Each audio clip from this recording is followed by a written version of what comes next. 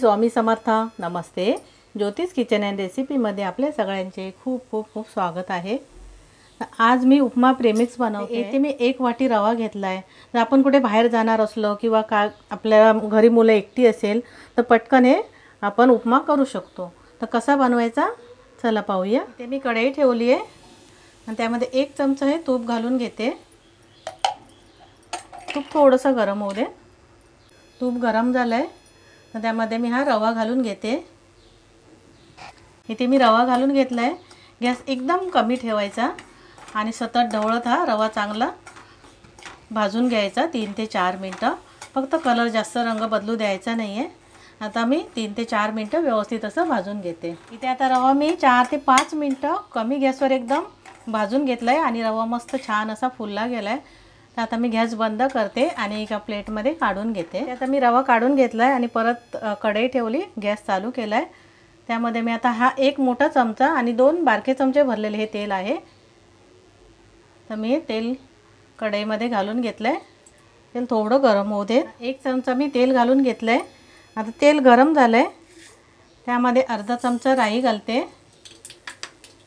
राई चांगली तडतडू देत थोडी. आता मी जिरं घालते. ते पण अर्धा चमचा घेतला आहे. हे शेंगदाणे घेतले, थोडंसं परतून घेते शेंगदाणे. आणि थोडेसे मी काजूचे तुकडे घेतलेत, काजूचे तुकडे घालते. 2 हिरव्या मिरच्या आहे आणि थोडासा कढीपत्ता आहे. गॅस कमीच ठेवायचा आहे आणि व्यवस्थित परतून घ्यायचं आहे. गॅस फास्ट ठेवायचा नाही आहे. मिरची वगैरे चांगली भाजली गेली पाहिजे. ते मी मिरची कढीपत्ता सर्व घालून घेतलं आहे. त्यामध्ये हा कांदा घालून घेते. 1 छोटा कांदा आहे आणि तो पण याच्याबरोबर चांगलं परतून घेते तेलामध्ये. इथे आता मी सर्व तेलामध्ये छान असे परतून घेतले आहेत आणि त्यामध्ये आपण हा भाजलेला रवा घालून घेऊ.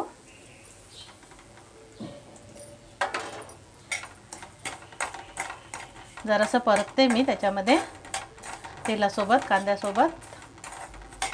आता रवा घालून मी मिक्स केलं आहे. आता चवीप्रमाणे मीठ घालायचं. मी अर्धा चमचापेक्षा थोडंसं कमी घालते मीठ आणि अर्धा चमचा साखर घालते. उपमामध्ये साखरही छान वाटते. आता फक्त 1 ते 2 मिनटंच परतून घ्यायचं. आपला रवाही भाजलेला आहे. आता मी 2 मिनटं परतून घेते. तर रवा घालून 2 मिनटं मी परतून घेतलं आहे. आता गॅस बंद करते आणि थंड करून घेते. इथे आपला उपमा प्रेमिक्स तयार आहे. वरून मी थोडीशी ही कोथिंबीर घालते. ही सुकवलेली कोथिंबीर आहे. कोथिंबीर कशी स्टोअर करायची त्याचा व्हिडिओ मी अपलोड केलेला आहे. तर तुम्ही नक्की बघा माझ्या चॅनलला जाऊन, ज्योतिष किचन अँड रेसिपीला. हे कसं आहे त्यावेळेला आपल्या असं पावसामध्ये पण उपयोगाला पडते. तर कोथिंबीर घातलं आणि आता हे मी मिक्स करून घेते. आता मी मिक्स करून घेतलं. उपमा कसा बनवायचा तो पाहूया आता. ते आता मी उपमा बनवते. मी तोपर्यंत गरम पाणी करत ठेवलं आहे. ही 1 वाटी घेतली आहे मी, छोटी वाटी भरून उपमा हे वाटीमध्ये घालून घेतलं आहे आणि त्याच वाटीने 2 वाट्या पाणी घालून घेणार आहे. तर तुम्हाला जास्त ओलसर नको असेल तर तुम्ही 1.5 वाटी घाला. मी आता हे 2 वाटे पाणी घालून घेते. गरम गरम पाणी आहे.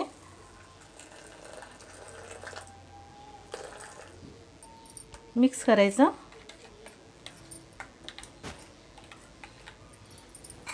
आणि त्यावर झाकण ठेवून 5 ते 10 मिनटं असं झाकून ठेवायचं. इथे मी गरम पाणी घालून 10 मिनटं झाकून ठेवलेली. आता पाहूया आपला उपमा झाला आहे काय. मस्त छान असा शिजला गेला आहे बघा. आता मी एका प्लेटमध्ये काढून घेते. इथे आपला उपमा प्रीमिक्स तयार आहे. मस्त छान असा आणि त्यापासून प्रीमिक्सपासून केलेला हा उपमा आहे. अगदी 2 वाट्या पाणी बरोबर होतं. छान झाला आहे मस्त एकदम. अगदी घाई गडबडीच्या वेळेला कुठे बाहेर गेलो तरी पण आपण पटकन हे बनवू शकतो. मुलं घरी एकटी असेल तरी तेही बनवू शकतात आरामात. तर तुम्ही ही रेसिपी तुम्हाला कशी वाटली नक्की सांगा आणि जर तुम्हाला आवडली असेल तर लाईक, शेअर आणि सबस्क्राईब नक्की करा.